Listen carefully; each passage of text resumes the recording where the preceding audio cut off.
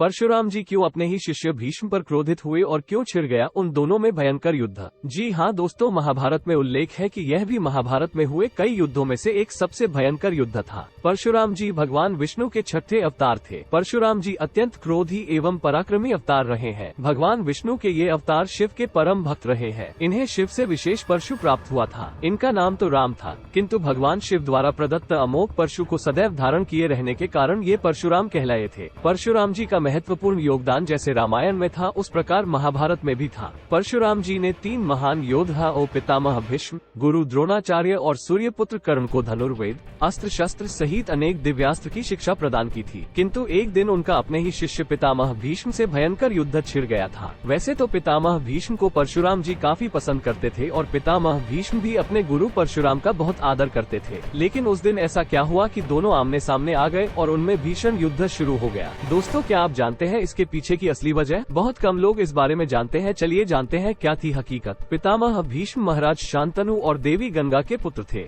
जिन्होंने अपने पिता के सामने विवाह न करने की भीष्म प्रतिज्ञा ली थी। इसलिए उनके पिता की मृत्यु के पश्चात उनकी दूसरी माता सत्यवती के पुत्र विचित्रवीर राजा बने। उनकी मां सत्यवती ने विचित्रवीर के विवाह के लिए योग्य कन्या को लाने को कहा। ये आदेश पाकर भीष्म काशी नगरी पहुँचे, जहां अम्बा, अंबिका और अनबालिका के स्वयंवर की तैयारी चल रही थी। वे तीनों ही बहनें काशी की राजकुमारी थी।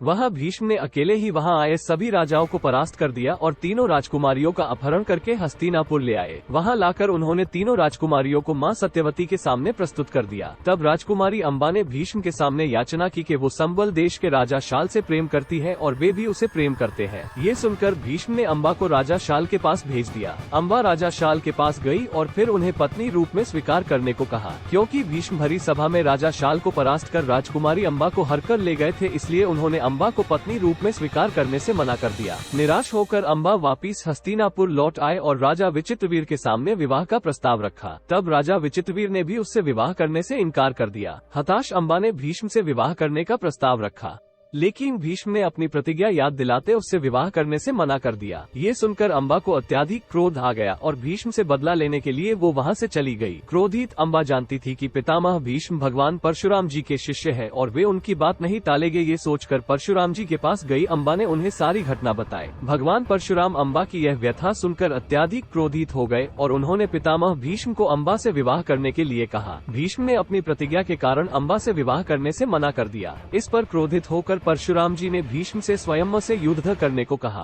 उसके बाद दोनों के बीच भयंकर युद्ध हुआ। दोनों ने एक दूसरे पर कई अस्त्र शस्त्र दिव्यास्त्रों का प्रयोग किया और ऐसा कई दिनों तक चलता रहा। सारे देवता भी चिंतित हो गए। भीष्म और परशुराम जी का 21 दिनों तक भयंकर युद्ध हुआ, जो कि परशुराम भगवान विष्णु का रूप थे और पितामह भीष्म को इच्छा मृत्यु का वरदान प्राप्त था, इसलिए इस युद्ध में कोई भी पराजित नहीं हो सकता था। अंत में देवताओं के द्वारा दोनों के बीच युद्ध को शांत करवाया गया। तब परशुराम जी ने अम्बा से कहा कि वे अब इससे आगे उसकी सहायता नहीं कर सकते। निराश अम्बा ने भगवान शिव की कठोर तपस्या की और उनसे वरदान मांगा कि वह भविष्य में भीष्म की मृत्यु का कारण बने। कहा जाता है कि भगवान शिव के वरदान से अम्बा अगले जन्म में शिखंडी के रूप में जन्मी और महाभारत के युद्ध में पितामह भीष्म की मृत्यु का कारण बनी। उसी शिखंडी की आड़ लेकर अर्जुन ने पितामह भीष्म को बाणशैया पर लेटा दिया था। दोस्तों, महाभारत में ऐसी कई छिपी कहानियां हैं जो हम आपको आगे बताते रहेंगे। आपने अभी तक हमारी चैनल को सब्सक्राइब नहीं किया है तो अभी ही कर लीजिए। धन्यवाद।